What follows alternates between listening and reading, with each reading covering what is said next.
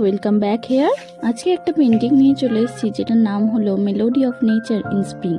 কিন্তু কাজটা আমি মনের মতো করে সম্পূর্ণ করে উঠতে পারলাম না। আসলে আমার মধ্যে কি রং দেবো, কোথায় কি রংটা যায়, সেই সেন্সটাই এখনো ভালো করে আসেনি।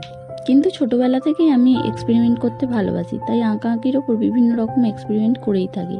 তাই আজকেও ভাবলাম বসন্তকাল নিয়ে একটা এক্সপেরিমেন্ট হয়ে যাক। তাই বসন্তকালের মধ্যে যেমন বিভিন্ন রঙের বাহার হয়ে থাকে, সেরকম বিভিন্ন রঙের বাহার দিয়ে একটু আঁকার চেষ্টা করলাম।